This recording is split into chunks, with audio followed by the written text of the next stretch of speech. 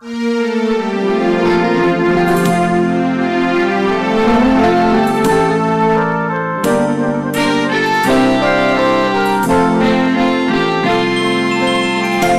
แดนถิ่นดงธุรกันดารมีนามเรียกขานของศิษย์พระตถาคตผู้ออกเผยแผ่ธรรมะแก่ผู้ราชนมิให้มองมนปลดทุกข์ด้วยทางธรรมธรรมจาริกธรรมจาริกธรรมจาริกถึงอยู่กลางป่าหรือว่ายอดดอยท่านไม่เคยถอยเฝ้าคอยชี้นำให้ใช้ธรรมะขององค์พระพุทธธรรมให้ใจสุขล้ำน้อมนำทำกรรมดีธรรมจาริกธรรมจาริกธรรมจาริกเร่งพัฒนาการอยู่การกินให้ขอถวายความเคารพพระมหาเถรานุเถระครูบาสังฆเจ้าทั้งหลายจุตนจุองค์เจริญสุขเจริญธรรมอุปาสกะอุปาสิกาก็ออกไม่ออกศรัทธาท่านผู้ฟังธรรมะตังสถานีวิทยุวัดฝ่ายหินมหาวิทยาลัยเชียงใหม่ในระบบ FM 104.50 เมกะเฮิรตซ์และสถานีอื่นๆที่ได้ลิงก์สัญญาณไปก็ดีและไลฟ์สดทีวีออนไลน์วัดฝ่ายหินเพจเฟซวัดฝ่ายหินมหาวิทยาลัยเชียงใหม่ก็ดีก็ได้สดับรับฟังธรรมะในคลื่นต่างๆวันนี้ได้มาปะพบสาระธรรมยามเย็นกับวัดสลีโสดาพระอารามหลวงพระธรรมจาริกโดยอาตมาภาพท่านพระครูปัญญาสังฆการได้มาปะพบกับมหามุลศรัทธาอุปาสกะอุปาสิกาผู้สนใจในธรรมทุกผู้ในคนวันนี้เป็นช่วงภาคค่ำยามเย็นวันที่9 สิงหาคมพุทธศักราช 2565 ตกตาวันอังคารเดือน11เหนือออก12ค่ำวันนี้ศรัทธาสาธุชนทั้งหลายที่อุชุบรรพตตีนดอยอ้อยจ้างตีนดอยสุเทพเจ้าวัดสลีโสดาก็มีฟ้าฝนทะทังตกลงมาตลอดทั้งวันเป็นช่วงก็บหันแสงสุริยะอาทิตย์วันค่ำวันนี้ศรัทธาญาติโยมอากาศก็เย็นบางครั้งก็หนาวศรัทธาญาติโยมที่ตัวอำเภอเมืองนี่น่าจะมีฟ้ามีฝนเช่นเดียวกันทั่วอำเภอเมืองเชียงใหม่และต่างอำเภอรอบนอกก็คงจะมีฟ้าฝนเช่นเดียวกันก็เป็นช่วงฤดูวัฏษาเนาะเป็นฟ้าฝนตกลงมาในช่วงที่พระสังฆเจ้าทั้งหลายได้เข้าอยู่อธิษฐานจำพรรษาในไตรมาส3 เดือนในปีพุทธศักราช 2565 นี้วัดสลีโสดามีจำนวน295 ตนได้อยู่จำพรรษาที่นี่ก็มีสาธุชนทั้งหลายได้มากินมาทานได้มาอุปถัมภ์สนับสนุนหลายสิ่งหลายอย่างในด้านภัตตาหารน้ำปานะเครื่องอุปโภคบริโภคของใจของกินต่างๆนานาข้าวสารอาหารแห้ง พืชพักผลหมากรากไม้เป็นฤดูเข้าพรรษาก็อุดมสมบูรณ์เพิ่นก็ได้นำเอามากินมาทานกัน วันนี้ในต้นรายการจะได้นำเอาสุภาษิตล้านนาไทยเอามาปั่นมาฝากพี่น้องท่านผู้ฟังเป็นมรดกคำสอนของบรรพบุรุษบรรพชนในอดีตได้ก่อนกายเอาไว้พ่ออุ้ยแม่หม่อนปู่ย่าตายายได้นำเอามาปั่นมาฝากพี่น้องในวันนี้จะได้นำเอา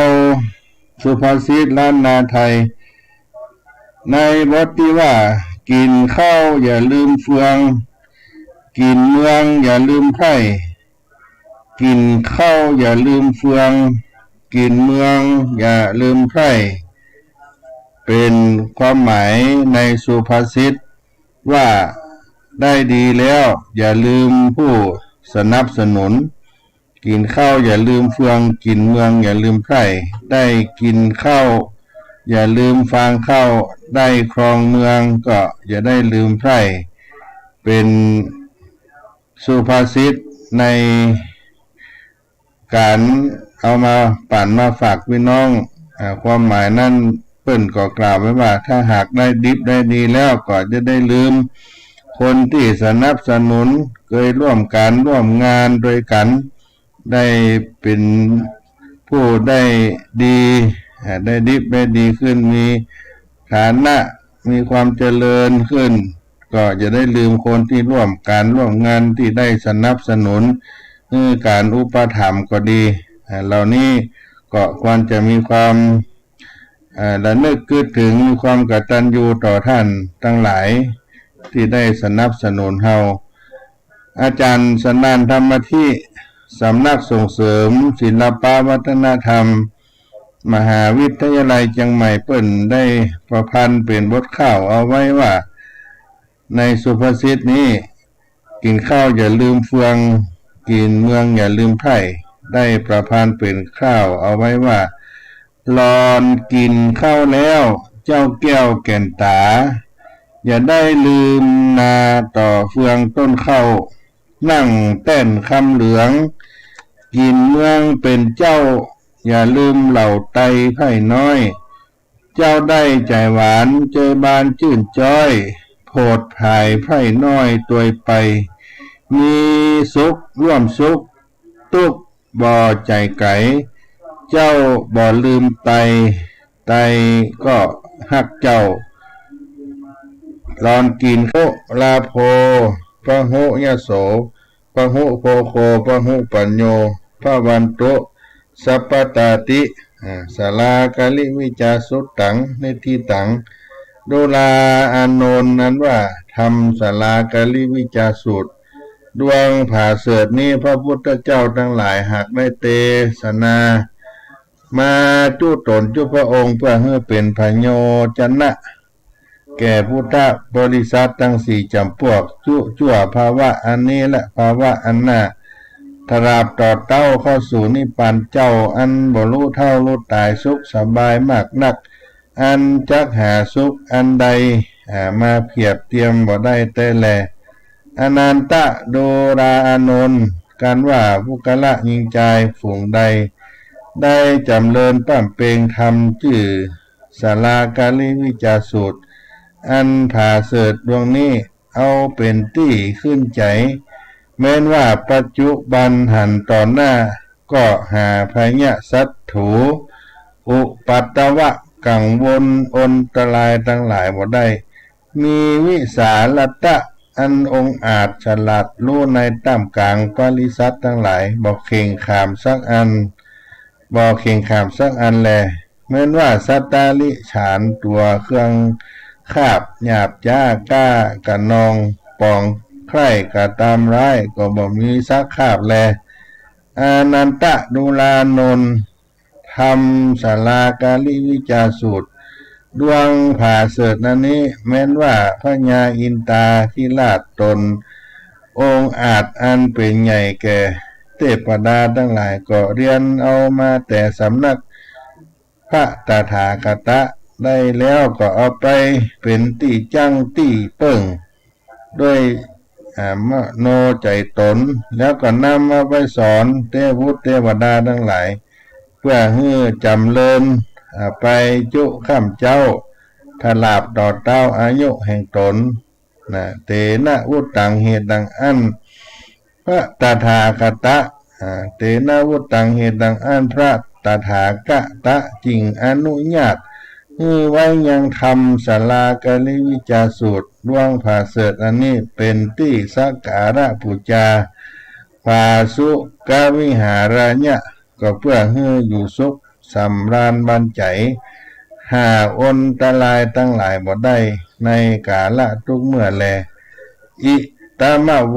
จะภะคะวาอายัสสมานันโตภะคะวะโตภาสิตังอภินันตุนติภะคะวาว่าพระพุทธเจ้ากันว่าเทศนาธรรมศาลากาลิวิจาสูตรดวงผ่าเสดนี้แล้วส่วนอันว่ามหานันตะเถรเจ้าตนมีอายุก็ได้พ้นจากพระญาธิตังมวลก็มีแลเอวังกาญะสาดิโรนิโตโขนิรูปัตตโวนิพโยนิโรโกนิรันตรายโยปะหุภาโสปะหุปัญโยปะหุยะโสปะหุปัญโยภวันตุสัพพตาติในกาลยามนั้นอันว่ามหาอนันตะเห็นเจ้าตนมีอายุกันว่าพ้นจากภัยญะพญาธิตังมวลเจ้าก็มีใจจมจื่นยินดีเสิ่งในธรรมพระพุทธเจ้าอันมีชื่อว่าสารากาลิวิจาสูตรดวงผาเสดอันนี้มากนักแลแถมภาคการหนึ่งนั้นมหาอนันตะเห็นเจ้าก็หาตุกอันใดบ่ได้หาพญาธิโลกาอุปัตตวะอนตรายอันใดอันหนึ่งบ่ได้มีญาสะลาภะพญามากนักก็มีแลพระพุทธเจ้ากล่าวซึ่งมหาอนันตะว่าทำศาลากาลิวิจาสูตรดวงผาเสดอันนี้การว่าปุกละยิงใจได้สังวาสสวดที่ใหญ่ได้จำเริญขึ้นใจบ่ขาดแม้นได้ฟังด้วยสัจจะใจน้อมนบคบยำดังอันก็ดีอันว่าปุกละยิงใจตั้งหลายฝูงนั้นก็บ่หอนจักมีตุกเต้าว่าจักได้เสวยสุขใจบานมีญะสะลาภะสการบ่ขาดผาสจากข้าศึกศัตรูอุปัตตวะกังวลโอนตรายตังมวลประกอบไปด้วยกาญิกาสุขเจตสิกาสุขในอิริยะปัตตะทั้งสี่ประการคือสุขเมื่อนั่งนอนยืนเตียวสุขเมื่อรับเมื่อตื่นก็ด้วยอานิสงส์อันได้กาลวะน้อมนบครบยำได้ปูจายังพระธรรมเทศนาแห่งพระพุทธเจ้าอันชื่อว่าศาลากาลิวิจาสูตรอันนี้แม้นว่าได้จุติตายจากเมืองคนก็ย่อมเอาตนเมื่อเกิดในจันฟ้าเลิศเมืองสวรรค์การว่าจุติจากจันฟ้าเมืองบนได้มาเกิดเมืองคนแถมเล่าก็จะได้มาเกิดที่ในขกุลคัตติญะธรรมนะสะค่อยเศรษฐีได้เป็นดีมั่งมีด้วยเข้าของสัพปติได้เป็นดีมีมั่งมีด้วยเข้าของสัมปติสุขจูภาวะจาตอันเกิดมานั้นอยู่ตั้งได้กระทำปั้มเปงเฮือตานรักษาศีลเมตตาภาวนาไปใจบ่ขาดบ่ประมาทลาสาเพื่อเป็นปัจจัยไปหน้าให้ได้ไปเกิดจันฟ้ามหาเนรปานบ่ยาจะเลนาเทศนาปริโยสาเนสาธิกาธรรมเทศนาอันนี้เป็นพโยชนะแก่ปัณณสัตว์ทั้งหลายหมายมีภิกขุ ภิกขุณีอุปาสกะอุปาสิกาทั้งหลายอินตาพรหมยมราชเทวุตเทวดาอันมาผสมจุ่มนุมกันที่นั้นได้เทิงธรรมวิเศษมีพระเปศว่าโสตาปฏิภละเป็นต้นมีอระหันตาเป็นปริโยสารก็มีวันนั้นแลสรากาลิวิจาสุตตังเนติตังขีญานกล่าวแก้ไขยังสรากาลิวิจาสูตรมาในทิปมนก็บังกรมสมเด็จเต้านี้ก่อนแลนี่ได้เป็นกัมปีธรรมที่สรากาลิวิจาสูตรที่ญาติโยมสาธุชนอาจจะได้ฟังก็มีหลายฉบับสำนวนบางอันก็เป็นฉบับโบราณโวหารเปิ้นแต่ยาวน้อยนี่เป็นฉบับย่นย่อเอาบาลีมาขึ้นด้วยเอวเมสุตังแล้วก็ได้มาสาธยายอัตถกถาตั้งปลายเป็นภาษาฮือเฮาโฮจากบาลีก็เป็นภาษาที่เป็นพรรณนาโวหารได้กล่าวถึงสลากาลิวิจาสูตรที่เป็นพระธรรมเทศนาปืนเมืองโบราณล้านนาไทยที่ได้เทศในพิธีสืบชะตาที่ได้กล่าวอาตมาได้กล่าวไว้ว่าที่เมื่อกาลปางเมื่อพระเจ้ายังตนพุทธกาลพระพุทธเจ้าตรัสกับพระอานนท์ด้วยธรรมสลากาลิวิจาสูตรอันประเสริฐนี้ที่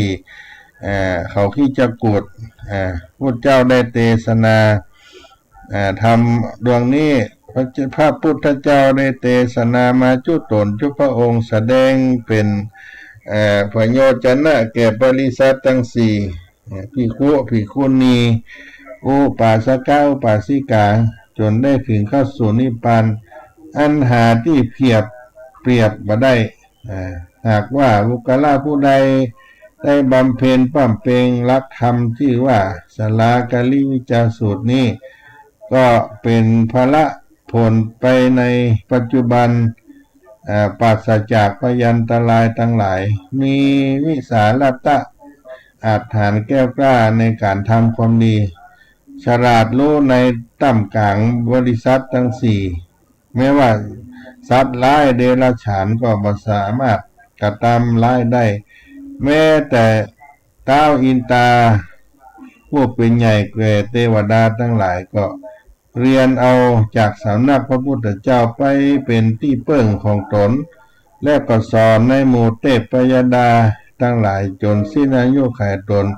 ด้วยเหตุนี้ที่พระพุทธเจ้าจึงได้อนุญาตไว้ยังทำสลากาลิวิจาสูตร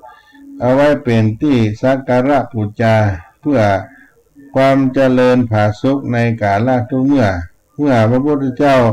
องค์แสดงธรรมสลากาลิวิจาสูตรแล้วพระอานนท์ก็เจริญด้วยอายุพ้นจากพยาธิทั้งปวงในกาลครั้งนี้พระอานนท์ก็มีใจชื่นชมยินดีในรัศธรรมเทศนาในพระธรรมเทศนาของพระพุทธเจ้าแห่งประการหนึ่งนั้นพระอานนท์ก็หาทุกขเวทนาบ่ได้ความเจ็บป่วยไข้ก็บ่มีและก็จำเริญไปด้วยลาภะยศทวีคูณขึ้นแล้วพระพุทธเจ้าก็ตรัสกับพระอานนท์ว่าปุกละผู้ใดได้เคารพได้ครบยำน้อมนบครบยำจดจำขึ้นในใจบ่ขาดปุกละผู้นั้นก็บ่มีตกมีแก่มีแต่สุขมียศลาภะบ่ขาดเลาะลอดพ้นจากศัตรูภัยมารหมู่พานทั้งหลายมีความสุขกายกับใจในอิริยาบถทั้งสี่ยืนนั่งนอน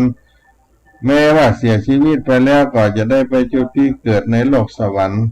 เมื่อได้กลับมาเกิดแถมก็จะได้ไปเกิดในตระกูลกษัตริย์ ในตระกูลพราหมณ์เศรษฐีผู้ที่มั่งมีด้วยทรัพย์สมบัติสัมปติจะเอื้อต่อการรักษาศีลเจริญเมตตาภาวนาไปเพื่อเป็นปัจจัยไปสู่สุคติใน ใต้แห่งธรรมเทศนานี้ก็เป็นประโยชนะที่สุดในที่สุดแห่งพระธรรมเทศนานี้เป็นประโยชนะประโยชน์ต่อสัตว์โลกทั้งหลายในปริษัททั้งสี่มีภิกขุภิกขุณีอุปาสกอุปาสิกาอินตาพรหมยมราช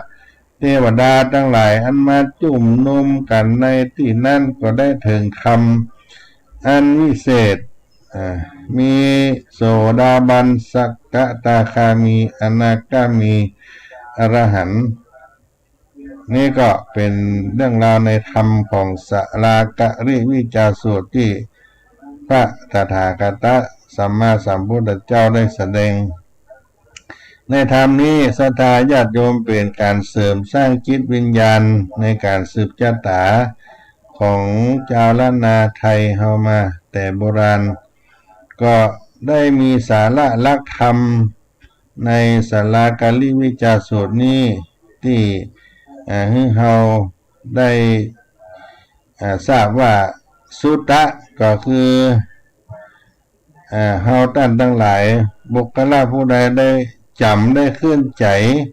บ่ขาดสุตตะสุตตามยปัญญาบุคคลยิงใจได้สังวาสสวดที่ใหญ่ได้จำขึ้นใจบ่ขาดแม้นได้ฟังสุตตะเป็นการฟังด้วยสัจจะน้อมนบครบยำละอันก็ดี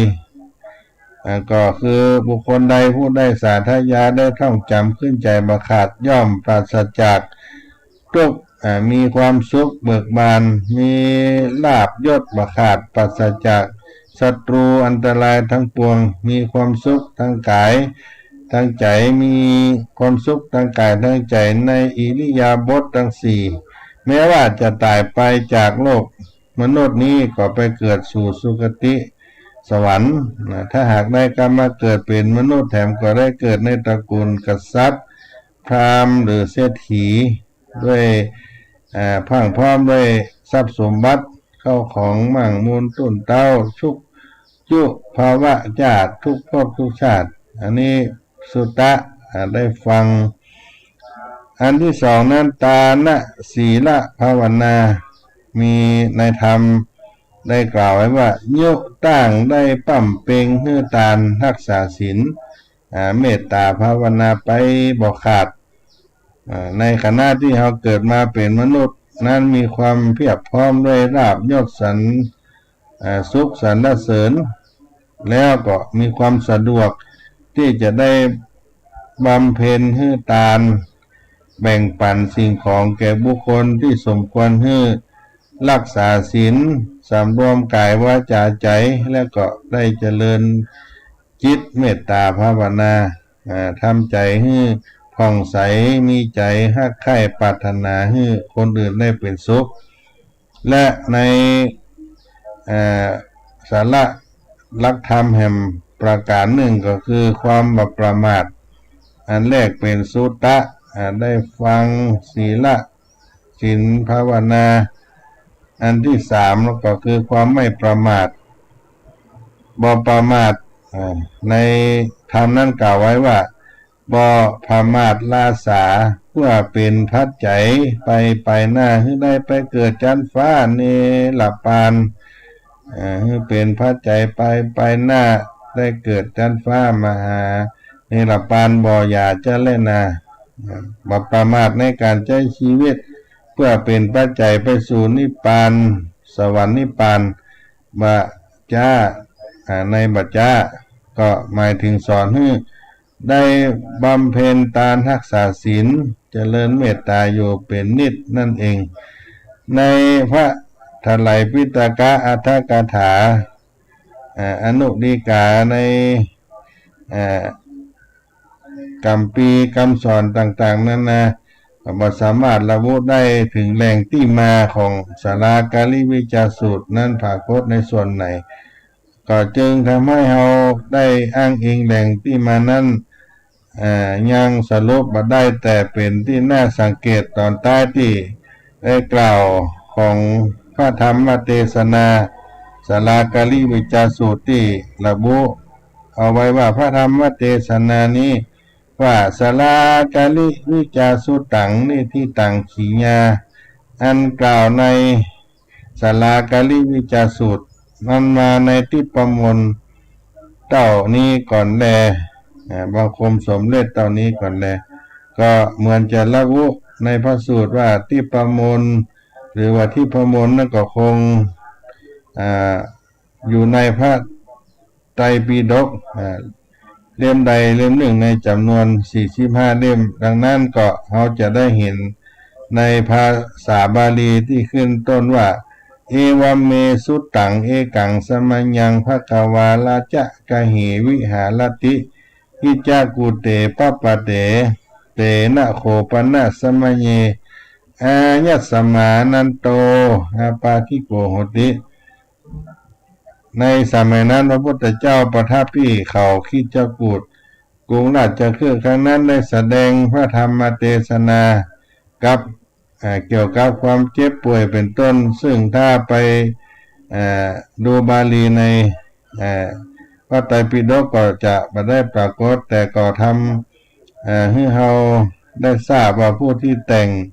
สงสัยว่าคนที่แต่งพระธรรมเทศนาสลากาลิวิจาสูตรนี้เป็นผู้ที่รู้บาลีพอสมควรนำเอามาผูกโยงในเรื่องราวให้เหมาะสมกับเหตุการณ์ในพระพุทธศาสนาในธรรมสลากาลิวิจาสูตรนี้ในที่ประมวลว่าที่ประมวลนั้นมาจากที่ใดก็ยืนยันว่ามนนี้แสดงในพระไตรปิฎกที่สุตันตปิฎกเล่มใดทั้งนี้พระพุทธองค์ก็มาได้ตรัสสอนไว้ในพุทธบริษัทเชื่อถือในอิทธิปาฏิหาริย์การสวดอ้อนวอนขอจากสิ่งศักดิ์สิทธิ์ใดนอกจากจะได้ลงมือศึกษาห้ามเฮียนปฏิบัติด้วยตนเองก็จึงได้สรุปว่าสลากาลิวิจาสูตรเนี่ยเมื่อผู้ที่สืบชะตาได้ฟังแล้วก็เกิดความชื่นชมยินดีซาบซึ้งและก็นำไปปฏิบัติอย่างจริงและก็เข้าถึงคำสอนก็จะบังเกิดความสุขปีติอิ่มใจพ้นจากโรคภัยไข้เจ็บทุกข์ภัยทั้งหลายทั้งปวงบังเกิดแก่ชีวิตตั้งมวลและก็มีอายุยืนยาวมีความสุขในทุกอิริยาบถทุกทิวาราตีการของชีวิตโดยเฉพาะคนที่เจ็บไข้ได้ป่วยเรื้อรังยาวนานรักษาบ่หายเมื่อได้ฟังธรรมนี้แล้วก็จะได้มีอานิสงส์ให้เกิดปีติแห่งใจได้มีจิตใจที่สงบบ่วุ่นวายฟุ้งซ่านแล้วก็มีพลังที่จะสู้กับชีวิตต่อสู้กับโรคภัยไข้เจ็บที่เป็นโรคภัยไข้เจ็บที่เป็นอยู่ก็จะบรรเทาเบาบางลงเพราะมีใจนิ่งกายสงบมีสติสมาธิเมื่อมีใจรุ่มร้อนก็จะมีสติมีสมาธิก็เป็นพลังในการชื่นชมในธรรมเมื่อมีสติก็จะได้ต่อสู้กับโรคภัยไข้เจ็บที่มาเกิดขึ้นก็ได้อานิสงส์ธรรมได้คุ้มครองอันนี้ก็อาจจะเป็นสิ่งที่เหนือธรรมชาติที่เราพ่อมาหันที่ได้ยึดถือกันมาที่เป็นความเชื่อยึดถือกันมายาวนานอย่างเช่นเทวดาอาหักทั้งหลายที่ให้รักษาก็เป็นเรื่องที่มาในธรรมสลากาลิวิจาสูตรเป็นสิ่งที่มีความสัมพันธ์ในเรื่องจิตวิญญาณของคนเฮาในล้านนาในสังคมล้านนาไทยประเพณีสืบชะตาก็มีประโยชน์จันนะต่อคนเฮาในสังคมล้านนาที่เฮาได้ฟังได้มีสมาธิเกิดสติปัญญานั้นขึ้นจิตสงบได้เสริมสร้างบุญบารมีของเฮาก็เป็นการที่ได้รับคุณงามความดีในพระธรรมเทศนาสลากาลิวิจาสูตรนี้เป็นประโยชน์เกิดขึ้นที่ได้ให้เฮาเกิดกุศลกรรมมีความสุจริต ตึงตั้งกายตั้งกายตั้งวาจาตั้งใจเป็นประโยชน์ต่อสัตว์และโลกทั้งหลายบริษัททั้งสี่อินภิกขุภิกขุณีอุปาสกะอุปาสิกาอินพรหมยมราชเทวดาและก็สอนให้คนได้รู้จักให้กินให้ทานในบุญกิริยาวัตถุทั้งสามเสียสละบริจาคได้ให้ทานให้อภัยปันแบ่งสิ่งของแก่บุคคลที่สมควรให้ได้สำรวมกายวาจามีศีลรักษาศีลเจริญเมตตาให้ใจบริสุทธิ์ผ่องใสมีความปรารถนาดีต่อผู้อื่นได้รักษาศีลเจริญเมตตาให้ทานบ่ประมาทในชีวิตก็เป็นปัจจัยในชีวิตที่เราได้ดำเนินความสุขตามอัตภาพก็เป็นธรรมอันเป็นมังคละที่ศรัทธาญาติโยมทั้งหลายก็อาจจะได้สดับรับฟังกันมาอาตมาภาพก็เคยได้เอามาเทศมาเทศนาให้ญาติโยมทั้งหลายได้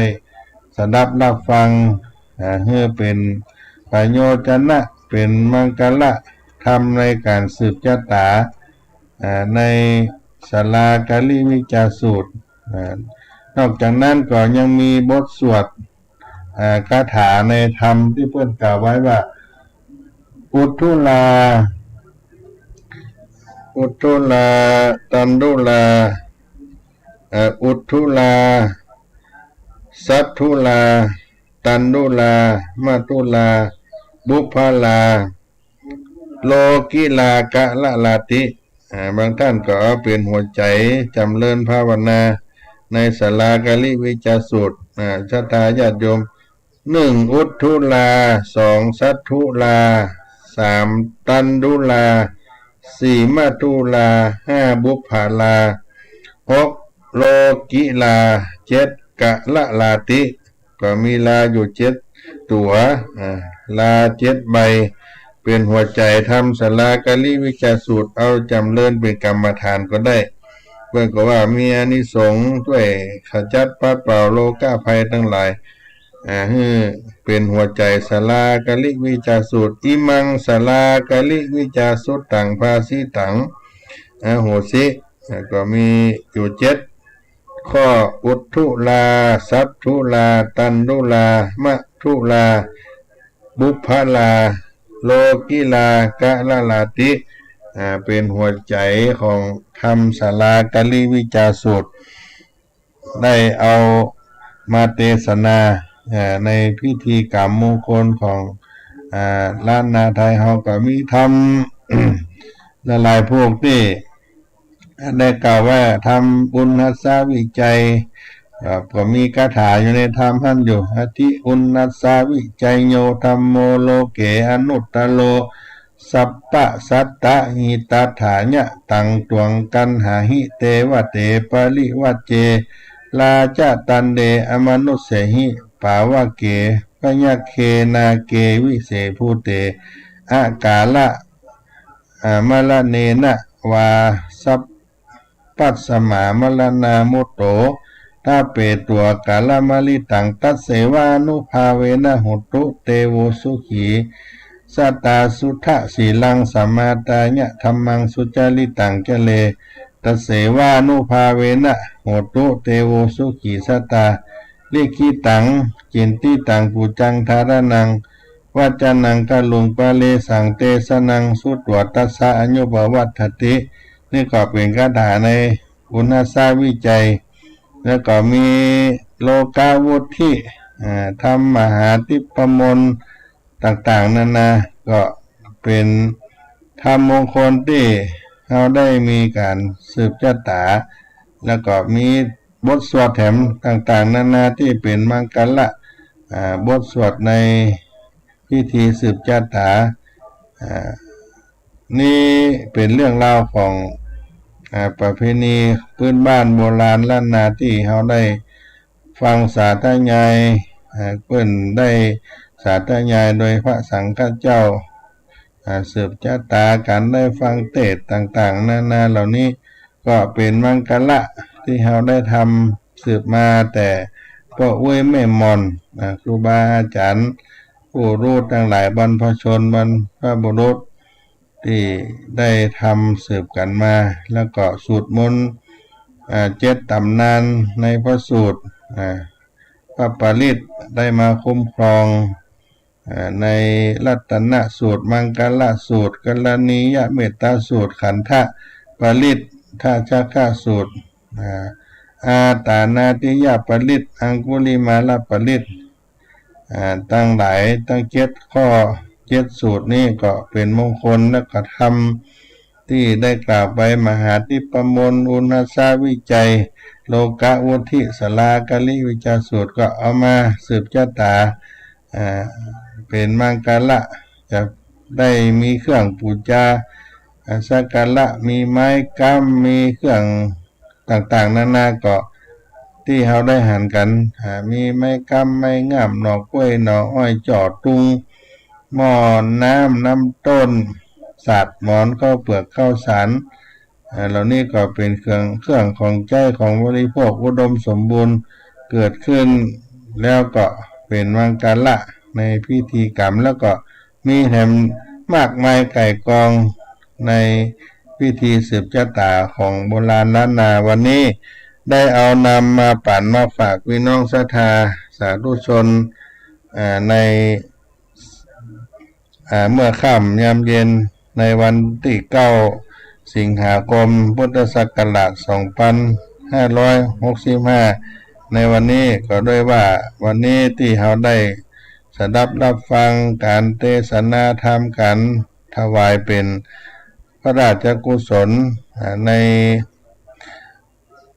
สมเด็จพระนางเจ้าสิริกิติ์พระพันปีหลวงก็ดีเนื่องด้วยเทศกาลวันแม่